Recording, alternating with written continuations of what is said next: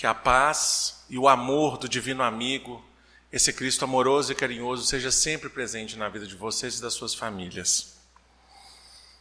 Quando eu estava pensando em fazer o estudo, a gente começa a olhar o que está escrito na palavra, né?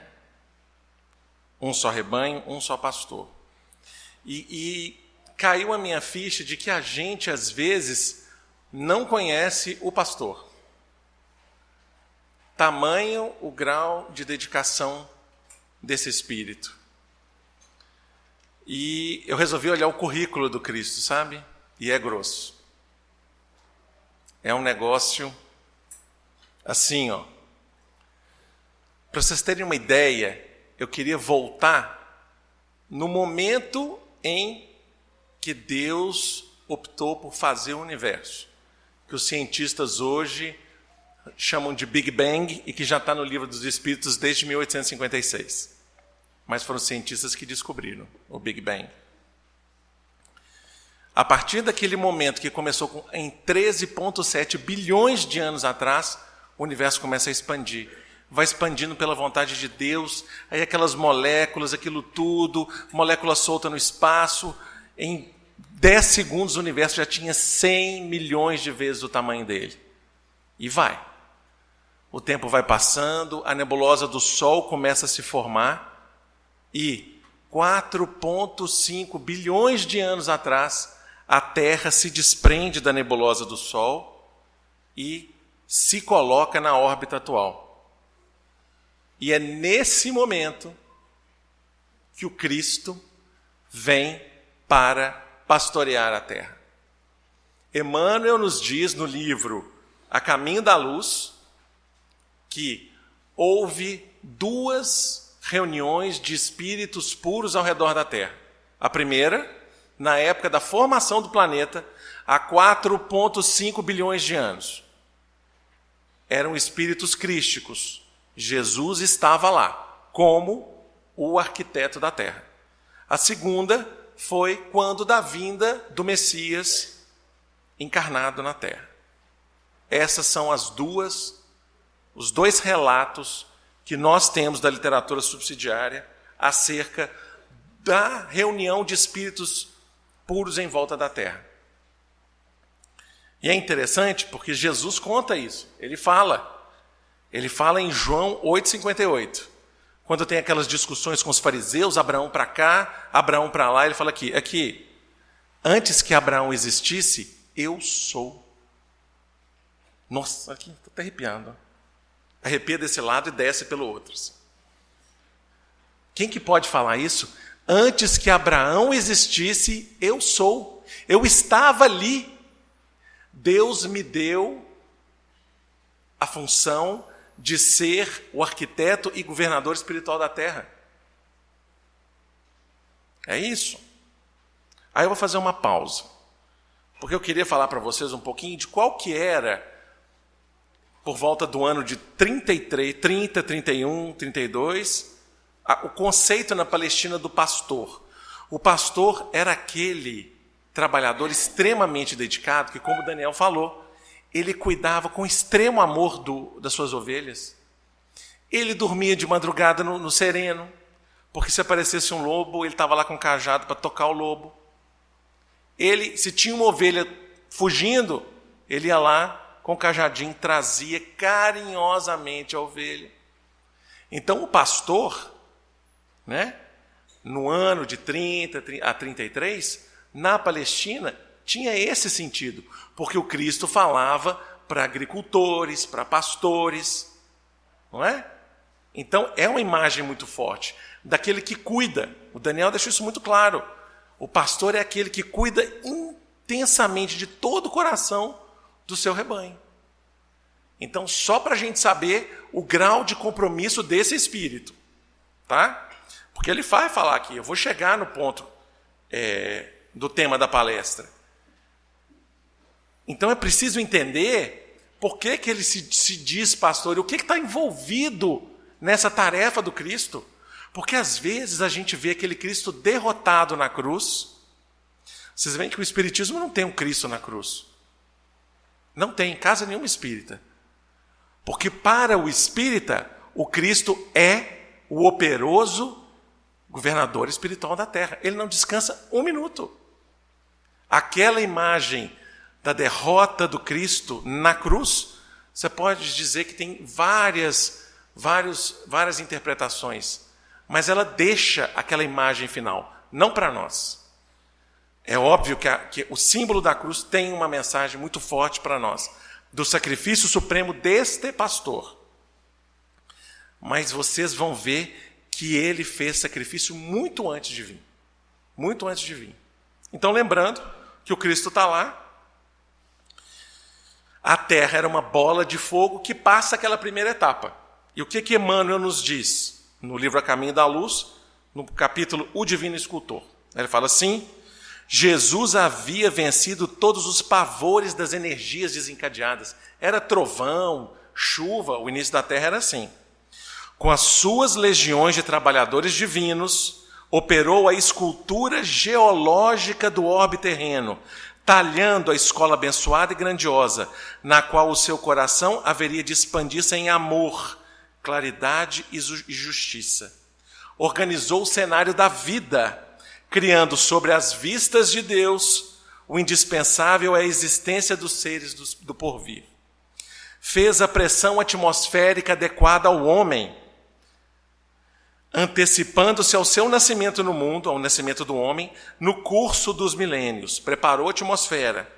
Estabeleceu os grandes centros de força na ionosfera e na estratosfera, edificando as usinas de ozônio a 40 e 60 quilômetros de altitude. O homem fez a camada de ozônio, gente. Ele pensou em tudo. Para que filtrassem convenientemente os raios solares. Tem região da Argentina onde a camada não existe mais, que eles não podem sair de casa, porque a ultravioleta C, que não tem filtro solar para proteger, a camada de ozônio não está mais ali. E o Cristo planejou que houvesse em certa altitude a camada de ozônio.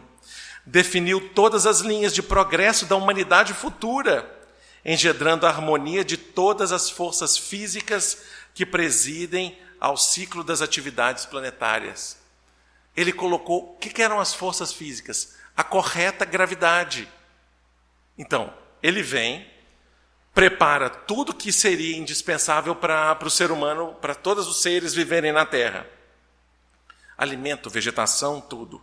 Prepara a atmosfera para que houvesse ar. Prepara a camada de ozônio. E prepara a física do planeta. Qual que é a velocidade da gravidade no planeta Terra para que seja possível o sangue no órgão circular e tal. Esse é o homem, o espírito que veio nos pastorear. E ele trouxe toda a equipe, né? A engenharia e a arquitetura toda celestial junto. Sob a orientação misericordiosa e sábia do Cristo, laboravam na terra numerosas assembleias de operários espirituais, tudo obedecendo a um plano pré-estabelecido pela misericórdia e sabedoria do Cristo, consideradas as leis do princípio e do desenvolvimento geral. Todos trabalhavam de acordo com o que o Cristo planejou. Deus entregou para o Cristo e falou assim: agora é você que vai planejar. Vocês conseguem imaginar isso? O escol espiritual desse espírito, que modifica as moléculas geológicas, modifica o eixo da Terra para que houvesse um polo magnético, os polos magnéticos para filtrar os raios solares, as tempestades solares, tudo isso ele pensou.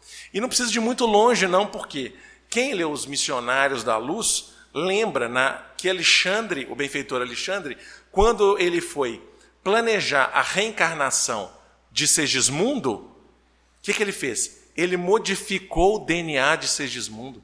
André Luiz via ele tocando nos cromossomas de Segismundo para que o perfil reencarnatório dele fosse atendido. Eu quero vir nessa encarnação com uma deficiência tal no coração, porque eu tive eu preciso tirar esse problema kármico da minha vida. Então, Alexandre vem e modifica. Alexandre, longe de ser um espírito puro, gente, mas ele tinha a capacidade de modificar a molécula de DNA de Segismundo, para que aquilo que tivesse no planejamento reencarnatório dele fosse cumprido. Agora imagina o que o Cristo poderia fazer por nós. O que ele tinha de capacidade por nós. Bom, aí vai, né? O ser humano vai chegando a época do ser humano aparecer, e Emmanuel é muito interessante, porque ele fala que os dinossauros eram todos testes. Vários animais que apareceram e foram extintos ao longo do tempo eram testes que a espiritualidade fazia até chegar na fauna e flora que a gente tem hoje. E o homem também. Os neandertais, os primatas, todos foram testados até que chegasse no ponto da perfeição que o homem atingiu. Ok. Então, já havia o corpo e o perispírito, porque Emmanuel fala, o perispírito já estava pronto para ser o perispírito do Homo sapiens, do homem. Mas de onde que vinha esse povo todo para povoar essa terra? Aqui não tinha ninguém. Só tinha o Cristo e os benfeitores espirituais. Pois é, acontecia mais ou menos na mesma época que em outra galáxia, em outro plano universal, lá na constelação do Cocheiro, existia o sistema de Capela, dos planetas de Capela. E é ali que o bicho pegava, porque Capela já era um mundo entrando no mundo redimido, no mundo purificado. E tinha alguns bilhões de pessoas lá, leiam-se nós, que não estavam ainda de acordo com o padrão moral e vibratório daquele planeta. Então o que aconteceu? Vamos todo mundo mudar para a Terra. Porque não dá para ficar mais.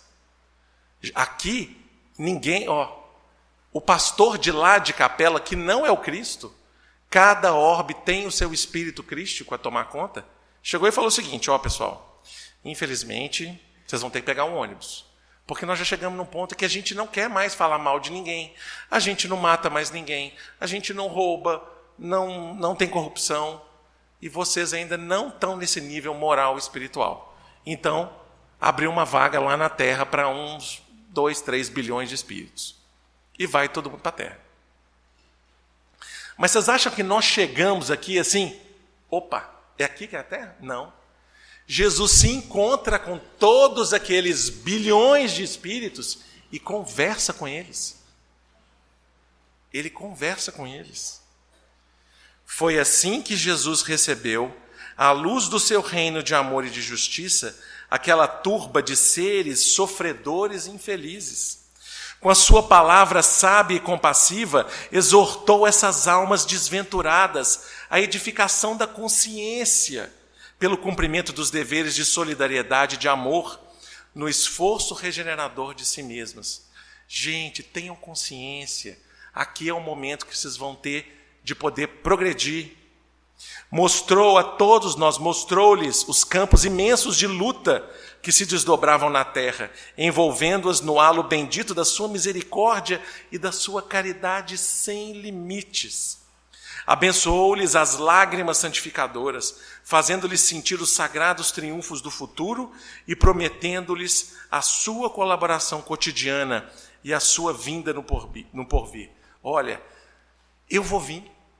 Vocês podem começar aqui, começa o trabalho, já está tudo pronto para vocês, vai ter muita luta, vai ter muita dificuldade, muito sofrimento. Vocês estão longe de casa, mas eu vou vir. A sua vinda no porvir. Unidos novamente na esteira do tempo, formaram desse modo 4 grupos. O grupo dos Árias, que foram para a Europa, Américas, a civilização do Egito, o povo de Israel e as castas da Índia. Então ele pegou aquele povão todo e falou assim, vocês vão para cá, vocês vão para cá, dividiu todo mundo, tá? Como se não bastasse trazer esse povão todo complicado, porque é um povão complicado, gente, fala sério. Tá todo mundo lá em Capela, postando vídeo com a perninha para cima, não querendo fazer nada, não é? Na rede social, e vamos trazer para a terra. Como se não bastasse, ele chama todo mundo e fala, bora, que é difícil, mas eu vou estar com vocês. E isso fica na mente perispiritual de cada um de nós. Isso vem conosco, tá? Aí, que Emmanuel continua falando aqui? As epopeias do Evangelho foram previstas e cantadas alguns milênios antes da vinda do sublime emissário. Os enviados do infinito falaram na China milenária da celeste figura do Salvador. Muitos séculos antes do advento de Jesus, os iniciados do Egito esperavam-no com suas profecias. Na Pérsia, idealizaram a sua trajetória. Na Índia védica era conhecida quase toda a história evangélica, que o sol dos milênios futuros iluminaria na região escabrosa da Palestina. E o povo de Israel, durante muitos séculos, cantou-lhe as glórias divinas, na exaltação do amor e da resignação. Uma secreta intuição iluminava o espírito divinatório das massas populares. Então, quando este pastor decide falar para aquele rebanho todo, de hindus, chineses, islâmicos, ele ainda há essa centelha da conversa do Cristo na cabeça de cada um deles. Por isso que Jesus profetiza que haverá um só rebanho, porque o princípio essencial, superior a qualquer conceito de religião, foi dado. Foi dado. Eu esqueci de falar para você só uma coisinha, que o Cristo falou para nós assim também, né? Podeis fazer tudo o que posso e muito mais. Não é verdade? Sede perfeitos. Só que ele era perfeito 4,5 bilhões de anos atrás, já. E Emmanuel fala que a genealogia do Cristo se perde na poeira das estrelas. Vocês têm noção quanto tempo demora uma estrela para nascer e morrer? Alguns bilhões de anos. Então, o Cristo evoluiu ao longo de bilhões de anos antes de chegar aqui. Então, a gente realmente vai fazer o que ele faz, mas vai demorar um pouquinho. Ele já era espírito puro quando chegou aqui, tá? Voltando. Ok. Começou a caminhada da humanidade. A humanidade estava lá. Aí, chegou a hora do Cristo vir na Terra. Beleza, vou escolher meu pai e minha mãe, igual é em nosso lar, né? Ó, meu pai vai ser José, minha mãe vai ser Maria, veio de Sírios, maravilhosa, e eu vou encarnar aqui, 25 de dezembro, beleza? Semana que vem? Claro que não. Gente, quem que estava aqui na Terra? Nós, os exilados de Capela. Com aquela vibração sensacional, né?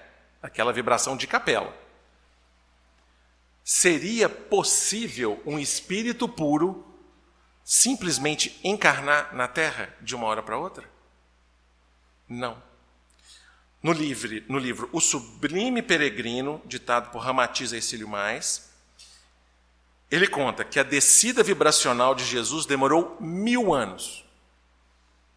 Ele demorou 1000 anos para que ele pudesse diminuir o seu perispírito no ponto vibratório da Terra. E ainda assim, Kardec falava que o Cristo estava mais afastado do corpo que dentro do corpo. Que o perispírito do Cristo vivia meio que assim, soltinho. Não cabia, né? Não cabia dentro do corpo dele. Então, olha o que Ramatiz fala da descida do Cristo. Após ajustar o seu corpo mental e reativar o mecanismo complexo do cérebro perispiritual, em seguida Jesus desatou o corpo astralino para vibrar ao nível das emoções humanas. Atingido o limiar do mundo invisível e do material, então fez o seu estágio final, incorporando-se no éter físico ectoplásmico, para compor o duplo etérico, os centros de força, conhecidos como chakras, que deveriam se desenvolver e estruturar-se durante a gestação carnal. Em seguida, integrou-se definitivamente na atmosfera do mundo físico, corporificando-se mais tarde no mais encantador menino que a Terra já havia conhecido. Ele simplesmente espremeu aquela luz toda num corpício terreno. Demorou 1000 anos para fazer isso, gente. Quem leu Renúncia sabe que Alcíone demorou 10 anos para conseguir encarnar na Terra. Alcíone não era espírito puro. Alcíone demorou 10 anos para fazer a descida vibratória para vir para a Terra. Imagina o governador espiritual. O que seria para ele fazer isso? E Ramatiz fala que esse processo foi extremamente penoso para o Cristo. Muito mais do que o da cruz. 1000 anos te espremendo. Já entrou naquele ônibus sexta à tarde, quente, com chuva, e você espremida lá? Aí espreme mais um pouquinho, chega no próximo ponto, te espreme mais. Agora imagina 1000 anos, 1000. O seu perispírito, ele planejando para voltar a ter perispírito denso, porque ele não tinha mais. Há bilhões de anos, Jesus não tinha perispírito denso. Ele teve que criar na cabeça dele, se ajustar à atmosfera do planeta, porque cada planeta, nós sabemos que cada planeta tem a sua densidade vibratória, não é? Se a gente for em Júpiter, onde é a morada de Mozart, que a gente sabe, a vibração de lá é levinha. Agora aqui a vibração é mais, a prateleira é mais embaixo. Então, olha mais uma vez o currículo desse homem. Quem é esse pastor que ama tanto a humanidade que se espremeu num corpo humano denso de carne durante 1000 anos, para estar aqui com a gente? No culto no lar, eu estava falando do sacrifício do Cristo, da vinda do Cristo, e isso para criança de 8, 10 anos é difícil de entender. Aí a gente estava lá em cima, lá em casa, olhando lá para baixo, estava escuro, um domingo, final da tarde. Aí eu falei com as crianças assim, eu vou dar uma ideia para vocês, o que é Jesus ter vindo na Terra. Chega aqui para vocês verem. Aí estava a rua vazia, eu falei assim, imagina que lá embaixo está cheio de gente bagunceira, com umas roupas esquisitas, todo sujo, preto, fazendo bagunça, gritando, jogando garrafa na parede, tá? E eu falo assim com você, Gabi, minha menina, vai lá embaixo e ajuda esse pessoal. Desce lá. Ela faz assim. Foi isso então, papai? Foi daí para pior. Porque na cabeça da criança é difícil conceber. E na minha cabeça, Cristo governador espiritual da terra, está conosco até hoje, mas precisava de cavucar um pouco mais para entender quem é esse pastor. Sabe? Precisava de cavucar, porque a gente tem que valorizar. O espírita precisa conhecer o detalhe desse que é o nosso divino amigo, que a gente fala todo dia. E ele fala, eu sou o bom pastor, eu conheço as minhas ovelhas, e das minhas ovelhas eu sou conhecido. A gente precisa conhecer o Cristo. Assim como o Pai me conhece a mim, também eu conheço o Pai, e dou a minha vida pelas ovelhas. Ainda tenho outras ovelhas que não são desse aprisco, desse rebanho ali, o aprisco é onde ficavam as ovelhas. Também me convém agregar estas, e elas ouvirão a minha voz, e haverá um rebanho e um pastor. Eu sou o bom pastor. Eu sou aquele que estava no cimo celeste e resolvi vir aqui criar um planeta a pedido de Deus para vocês. Eu fiz a atmosfera, eu fiz as plantas, eu fiz a terra, eu mudei a geologia para que pudesse ser plantado, eu coloquei água potável para que vocês pudessem existir. É isso que ele está falando para nós. Eu protegi a sua pele com a camada de ozônio. Aquela aurora boreal maravilhosa que você vê na Noruega, na Suécia, eu fiz os polos do Ártico e da Antártica para que as tempestades solares não queimassem a sua pele. É esse grau de eu sou o bom pastor que ele está falando. Só que na humildade dele e na humildade da turba para a qual ele falava, era isso que ele podia falar. Mas para aquele que vivia ali, ele entendeu. O bom pastor é aquele que dorme no sereno por nós, ou não dorme por nós, né? É aquele que fala assim: vinde a mim, todos vós, minhas ovelhas, que estáis cansados e sobrecarregados, que vos aliviarei. Mas não é só ir. Como é que eu vou até Jesus? É assim: vinde a mim, você que perdeu seu irmão, seu pai, seu filho num acidente. Vinde a mim, compreenda que também eu fui sacrificado. Veja o meu exemplo, veja o que eu disse para vocês, e vocês vão ter o refrigério do seu espírito. Salmo 23. Vinde a mim, você que tem um familiar com uma doença grave. Eu também sofri. Eu que nada tinha de mal no mundo, eu que fui o imaculado, sem culpa nenhuma, também sofri. Lembra de mim que você vai ter o refrigério do seu espírito. Vinde a mim, minha ovelha. Você que está passando por um momento difícil na sua vida conjugal. Aprendei de mim que sou manso de espírito. Seja manso na sua casa. Aprendei de mim que fui humilhado, cuspido, imolado, e sequer levantei a voz para alguém. Esse é o vinde a mim. E tem 2000 anos que esse pastor maravilhoso traz isso para nós, e nós não conseguimos encaixar no nosso dia a dia. Dá para ver o poder dessa vinda? Dá para ver o currículo do Cristo por nós e o tanto que Ele espera de nós? Ele falou com a gente: vamos começar aqui a caminhada na terra, eu vou estar com vocês e vou vir. Em Mateus 25 ele fala: estarei com vocês até o final dos tempos. Estarei com vocês até o final dos tempos. Aí, o que acontece? Ele foi, desapareceu. Deixou ali os quinhas da Galileia, todo mundo assim. Não obstante, alguns poucos anos depois, ele começa a mandar um tanto de mensagem, porque ele é o bom pastor. E eu não vou deixar esse pessoal sozinho aqui, porque se deixar esse pessoal sozinho aqui, vai dar coisa errada, não vai? Vai.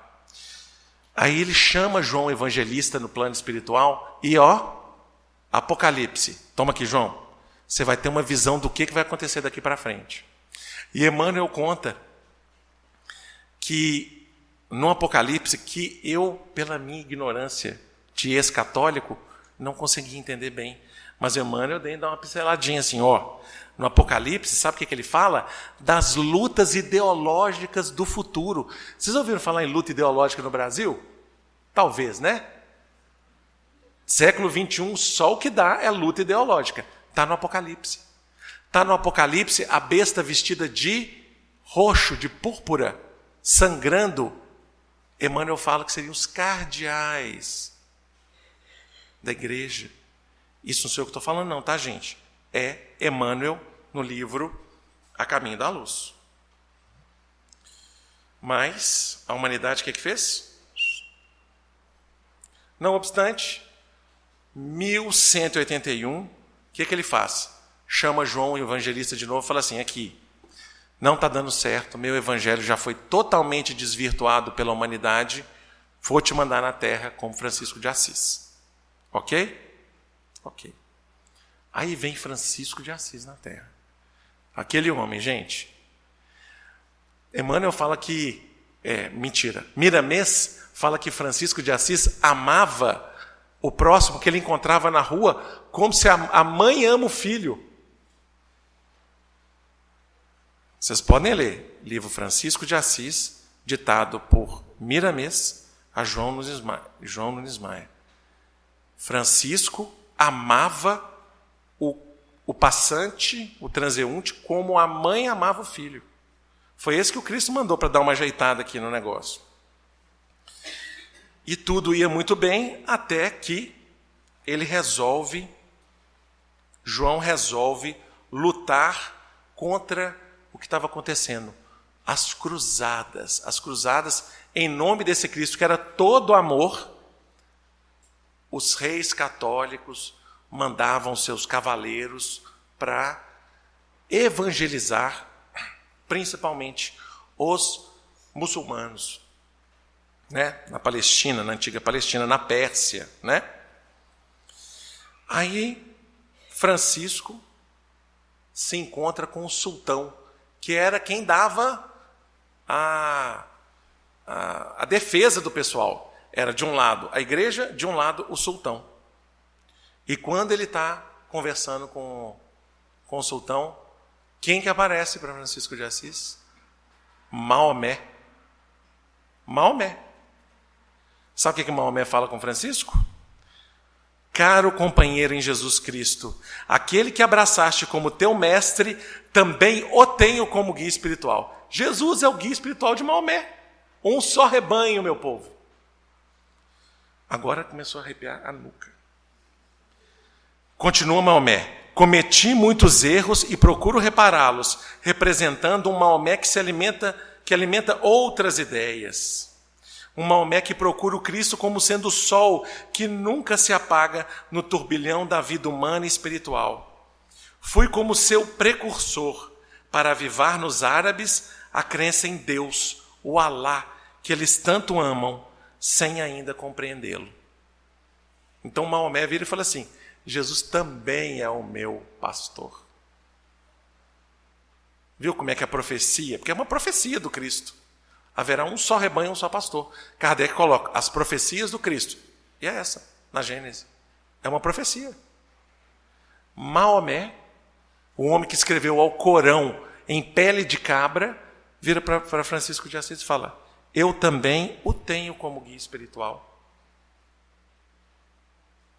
Começa a fazer sentido que o que ele falou está encaixando? Aí você vem... Não estava indo bem ainda, gente. Que a gente é teimoso, né? A gente gosta de sofrer. Aí o que Jesus faz? Chama Paulo de Tarso e fala assim: Paulo, vou te mandar na terra. Vou te mandar como Martim Lutero. E você vai fazer o racha com a Igreja Católica. Nós vamos fazer o protestantismo. Aí, em 1483, Paulo de Tarso, segundo Chico disse em 1969, encarna na terra como Martim Lutero. E faz toda a reforma da Igreja. Né? Sabe por quê? Lutero era um padre católico, mas a Santa Sé tinha soltado uma tabela de preço das indulgências. De acordo com o pecado, você pagava tanto e podia ir para o céu. A tabela tinha um nome, aqueles nomes em latim, oficiais, tabelas, indulgências, aquele negócio. Então eu falei assim: nossa, eu traí minha esposa com a vizinha. Quanto que é? 10 mil reais, acho que te libera. Então tá. Eu roubei a Odebrecht. Meu filho, uns 29 milhões de reais, acho que eu te boto no céu. Era assim. Era assim que era. Aí Martim Lutero não concorda e faz a reforma. É perseguido de tudo quanto é jeito e separa. Apesar de tudo, nem tudo foi bom na reforma, porque Jesus não queria que nada daquilo tivesse acontecido da forma como que aconteceu. Muito sofrimento para a Europa, né? Beleza. Ainda não estava indo bem, pessoal. Coisa não ia bem. Os europeus, aqueles árias, né, que deram origem à raça ariana, entre aspas, não estavam indo bem. Aí o que ele faz? Ele chega e fala, chama Ismael, que era um cara tipo ministro dos transportes aí que vai e abre estrada e tal, e fala assim: Ismael, acha um lugar para mim que eu preciso de levar esse povo todo que errou aqui e eu preciso de colocar eles em algum lugar, porque não está dando certo ainda.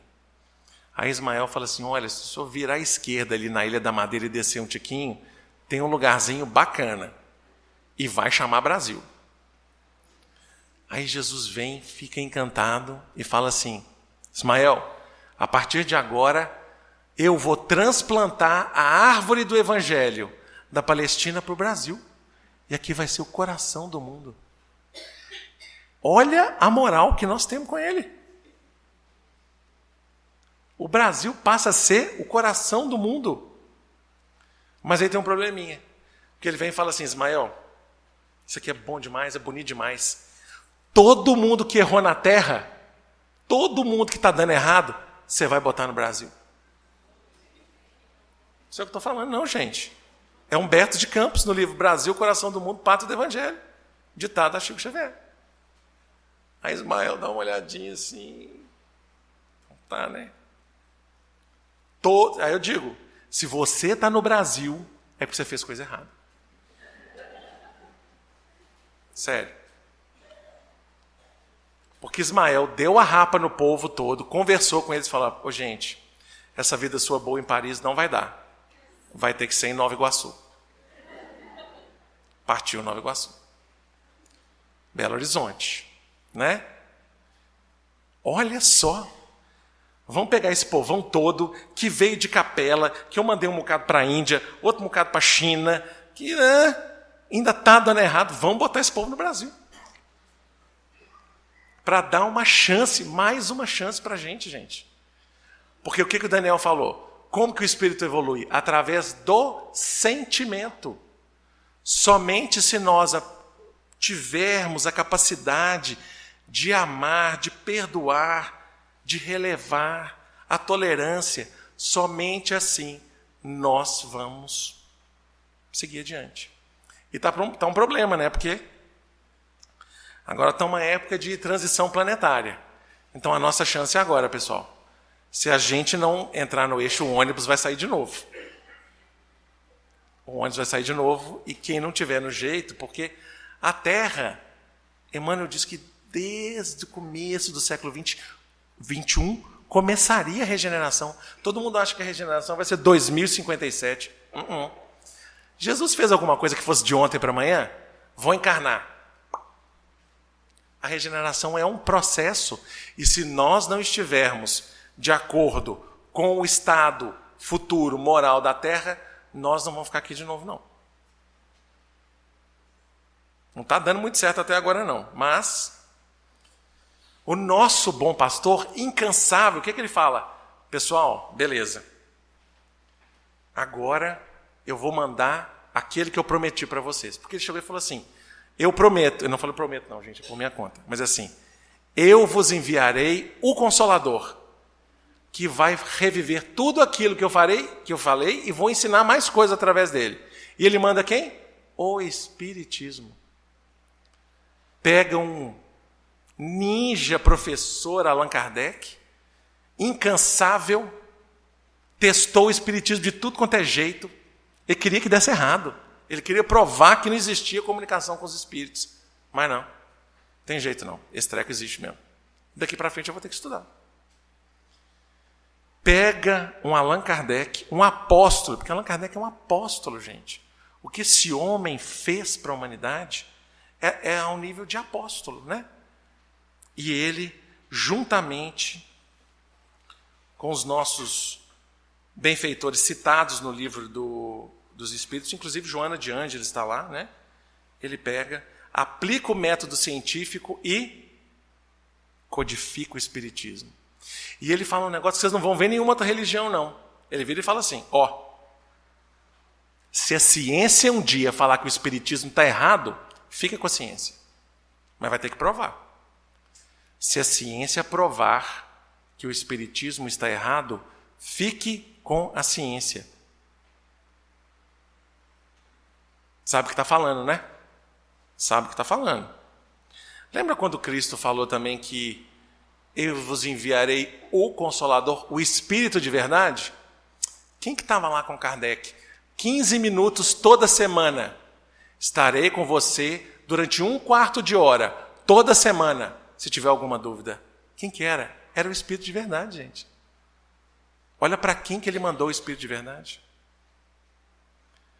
Né? Tem até aquela passagem célebre que Kardec estava escrevendo uma coisa errada, aí começou a ter umas batidas na parede, assim, ó. Aí ele parava e olhava. Continuava escrevendo, continuava. Batia ali no canto, batia ali. Aí falou, não, eu vou perguntar amanhã na reunião, né, o que é.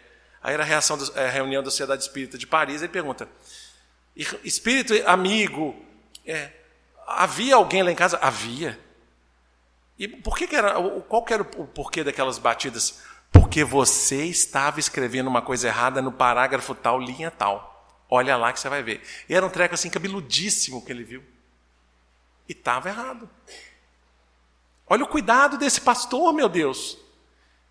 Olha o cuidado. Aí não cabe eu falar se o Espírito de verdade era, não era, Jesus, não é nada. Mas o Espírito de verdade estava lá. E o Cristo falou, eu vou te mandar o Espírito de verdade. O interlocutor. Olha o cuidado desse pastor. Deu para entender agora que o currículo do cara é muito maior que aquele homem com aparência de talhada por grandes artistas, nas pietás no colo de Maria. Aquele foi o desfecho físico do Cristo apenas. Mas o desfecho espiritual dele é o que nós temos hoje. O progresso que nós temos hoje é o desfecho espiritual da vida do Cristo. Tudo que ele depois veio trazer para nós, seja nos Atos dos Apóstolos, seja através do Espiritismo e das leituras subsidiárias, eu adoro ler o making of do Evangelho. Vocês já leram o making of do Evangelho? Por trás das cenas? Pega Humberto de Campos, vocês vão ler o making of do Evangelho. Humberto de Campos conta um tanto de coisa que ninguém conhece. Ele conta. É uma delícia ler os livros do irmão X Humberto de Campos. E outra coisa que Kardec vem e fala para nós, não é fora da igreja não há salvação. Não tem nada disso, não. Não é fora da religião não há salvação. Que religião fará isso? Fora da religião não há salvação. Fora do espiritismo não há salvação. Fora da caridade não há salvação. Está lá.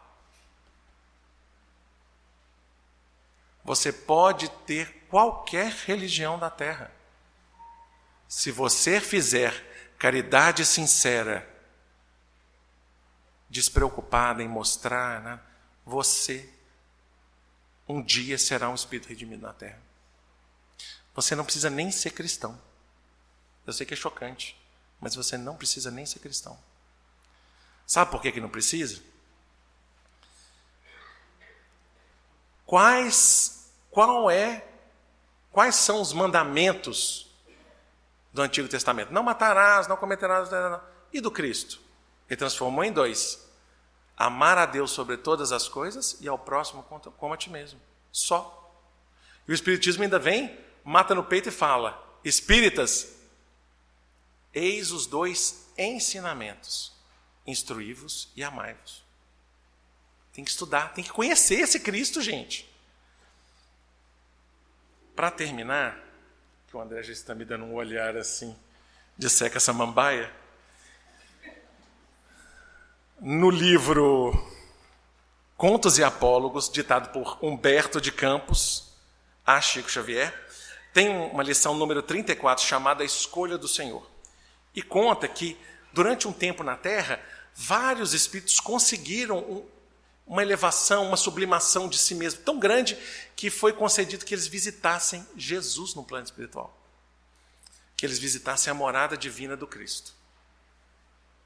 Aí lá se encontravam rabinos, papas, santos, né, entre aspas, do Ocidente, pessoal lá do Oriente, todo mundo que conseguiu cumprir boa parte disso que o Cristo pediu para nós. E aquelas túnicas maravilhosas de algodão egípcio de 1 milhão de fios, com o fio dourado, né? Aqueles chales adornados com pedras preciosas. E lá no cantinho tinha um beduíno. Vocês lembram do beduíno, gente? Aquele pessoal que fica com um turbantezinho na cabeça, todo enrugadinho de sol? Tinha um beduíno, pé no chão, aquela roupa de saco de tâmara, né? Que ele devia ter arrumado tâmara no deserto. Chamava-se Ibrahim al-Mandeb. Ibrahim al-Mandeb. Islâmico, né? Muçulmano. Chegou e todo mundo achando, mas que estranho esse irmão aí, todo esquisitão. Aí chegou um momento que os anjos foram passando E anotando, senhor, eu sou rabino. Quando chega no Ibrahim, ele vira para ele e fala assim, o anjo fala assim, amigo, interrogou um dos anjos, eram dois, a que igreja pertenceste na terra? Para que a pergunta? Inquiriu o forasteiro com humildade. O senhor deseja entender-se com um dos visitantes, e escolheu um só, um dos visitantes do lar divino, e estamos relacionando por ordem os nomes daqueles que mais profundamente o amaram no mundo. Ele disse, não se preocupem comigo então, clamou um anônimo beduíno. Nunca pude me consagrar ao culto ao Senhor e, sinceramente, eu ignoro a razão por que me trouxeram aqui, quando eu não posso ter lugar entre os eleitos da fé. Aí o outro anjo que estava assim de butuca lá, viu aquilo ali e falou assim, o que fizeste entre os homens? Aí ele falou, que o Senhor me perdoe a ingratidão e a dureza, suspirou o velhinho. Mas o sofrimento de meus irmãos não me deu oportunidade de pensar nele. Nunca pude refletir na sublimidade do paraíso, porque o deserto estava cheio de aflição e lágrimas. Aí o anjo vira e fala assim com ele, na verdade, não podemos situar-te na relação dos que amaram o benfeitor eterno, mas colocaremos teu nome no pergaminho como alguém que amou imensamente os semelhantes. E o beduíno, agradecido, chorou. Contudo, depois de longos minutos de expectação, vasto grupo de mensageiros divinos, aí formou a corte celeste, né? Penetrou o local lotado de flores, em cânticos de júbilo, trazendo larga faixa com o nome gravado em caracteres de luz. Era o nome do velho Ibrahim Al-Mandeb. Pretendia o Senhor conversar com ele.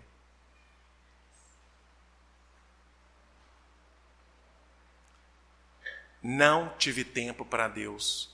Tive tempo para socorrer os que sofriam. Basta, né?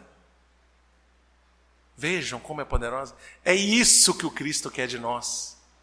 É isso que ele falou conosco. Olha aqui, estou trazendo vocês de capela, vamos conversar. Sejam bons, sejam amáveis, sejam apacentáveis. Não é? Não briguem, não matem o seu irmão por dinheiro, ou por vaidade, ou por luxúria. Eu vou estar com vocês. É isso que o Cristo fala para nós. Sejam bons de coração, amem aquele teu próximo, e assim vocês vão estar ok. A lição para nós está mais do que dada, gente. Esse é o pastor. É importante que nós conheçamos, como falou aqui, nós temos que conhecer. As minhas ovelhas me conhecem. Então nós temos que conhecer mais Jesus, para dar valor a esse homem que fez tudo o que fez para nos legar o manual de instruções da salvação dos exilados de Capela, agora moradores com passaporte terreno. Né? Eu queria agradecer de todo o coração as vibrações que eu recebi de vocês, e foram muitas. Que o Divino Pastor esteja presente todos os dias, todos os minutos e segundos da vida de vocês. Obrigado.